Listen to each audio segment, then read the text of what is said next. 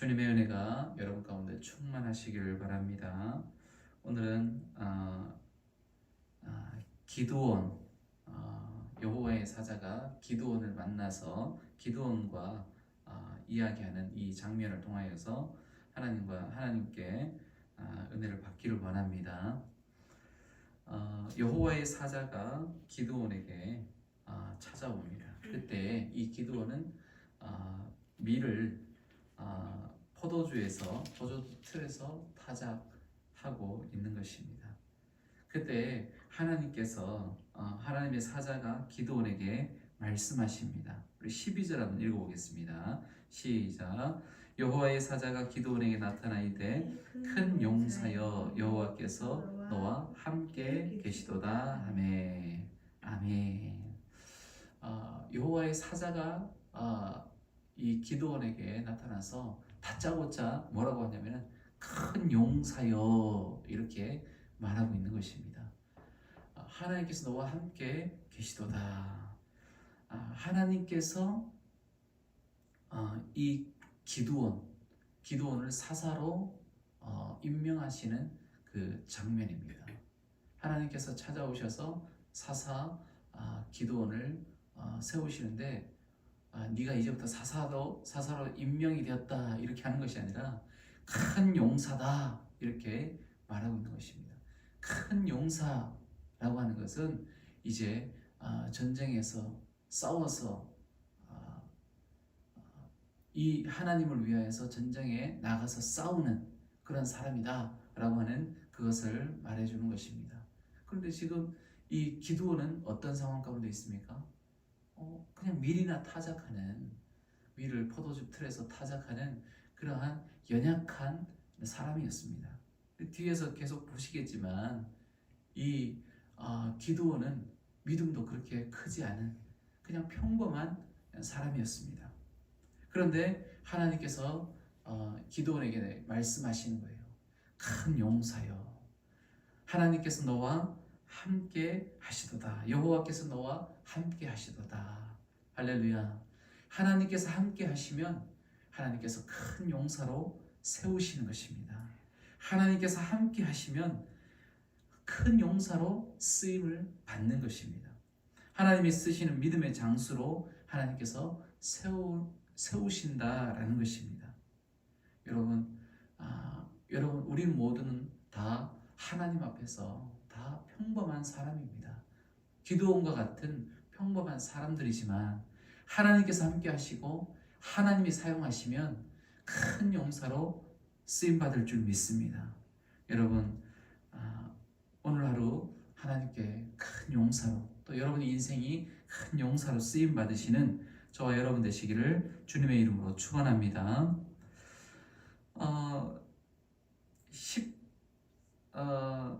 4절에 보면은 여호와께서 그를 향하여 이르시되 너는 가서 너의 힘으로 이스라엘을 미디안의 손에서 구원하라. 내가 너를 보낸 것이 아니냐.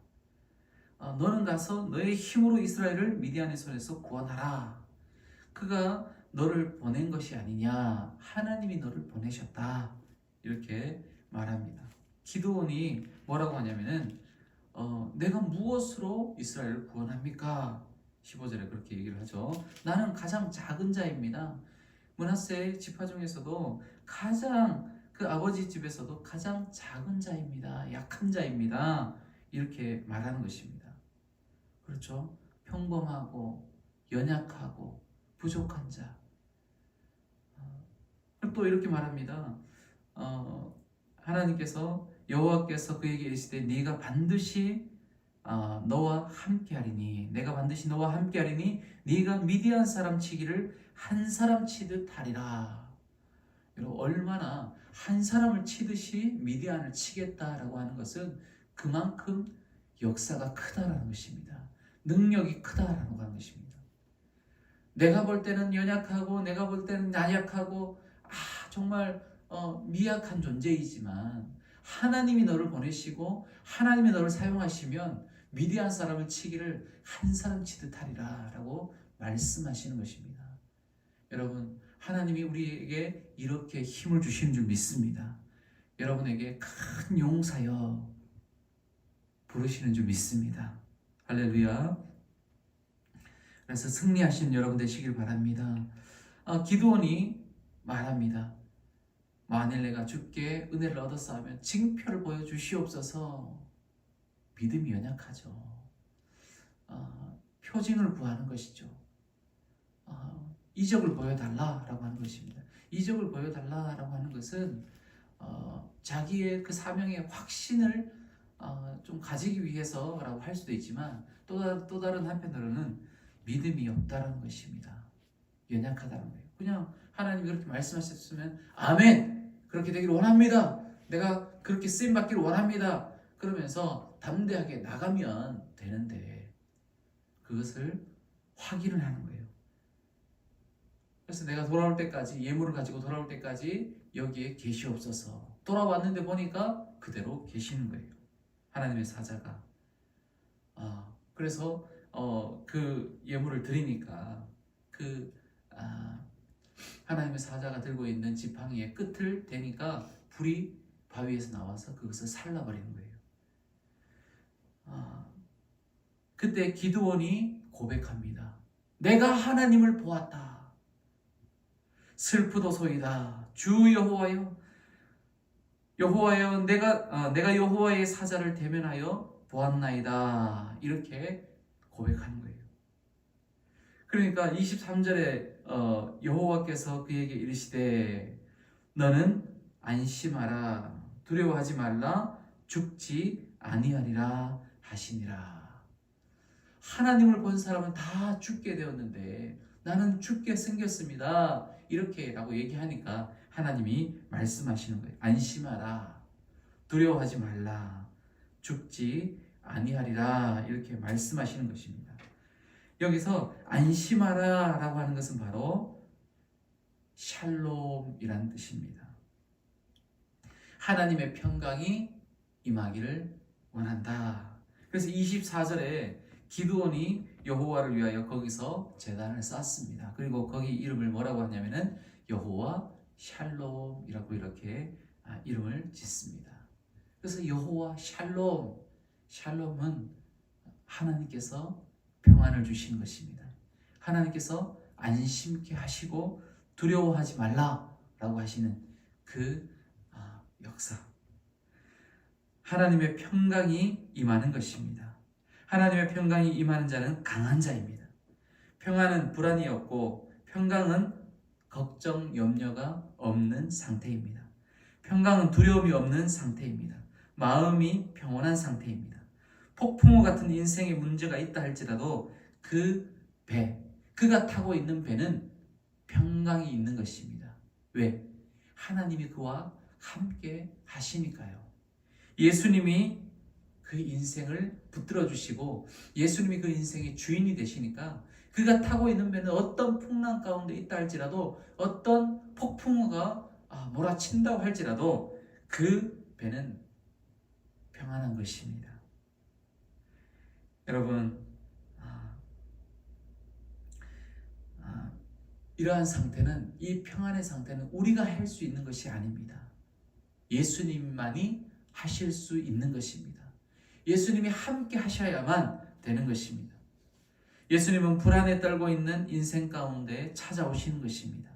찾아오셔서 샬롬, 내니 안심하라, 두려워하지 말라, 이제 내가 있으니 너는 걱정하지 말아라 라고 하는 것입니다. 하나님께서, 예수님께서 오늘 우리 가운데 찾아오시는 것입니다.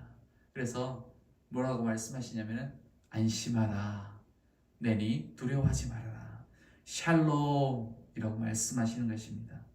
이 평강은 여러분 세상이 주는 것과 다릅니다. 요한복음 14장 27절에 평안을 너희에게 끼치노니 곧 나의 평안을 너희에게 주노라. 내가 너희에게 주는 것은 세상이 주는 것과 같지 아니하니라. 너희는 마음에 근심하지도 말고 두려워하지도 말라. 세상이 주는 그 평강과 다르다라고 하는 거예요. 예수님이 주는 평강은 다른 것입니다. 세상에도 평강이 있습니다. 세상에도 평안이 있습니다. 그러나 상대적이고 일시적인 것입니다. 조건적인 그러한 평강입니다. 어떤 것이 얻어지면 야, 내가 평강이 있네, 마음에 평안이 있네 라고 이렇게 생각할지 모르지만 또다시 찾아오는 것입니다. 몰려오는 것입니다. 흔들리는 것입니다. 그러나 예수님 안에 있는 그 평안은 흔들리지 않습니다. 할렐루야. 그 평강은 여러분 천국의 평강입니다. 천국의 평강과 위로인 것입니다. 절대적인 것입니다. 흔들리지 않는 것입니다. 여러분 오늘 하루 평강으로 여러분 넘쳐나시기를 주님의 이름으로 축원합니다. 그리고 또 서로 인사하실 때 오늘 사람들을 만날 때마다 서로 평강을 나누시길 바랍니다. 베드로전서 5장 14절에 너희는 사랑의 입맞춤으로 서로 문안하라. 그리스도 안에 있는 너희 모든 이에게 평강이 있을지어다. 이렇게 베드로 사도가 그리스도 안에 있는 너희에게, 너희 모든 이에게 평강이 있을지어다. 샬롬. 그래서 여러분 샬롬, 이것을 여러분 외치고 다니시기 바랍니다.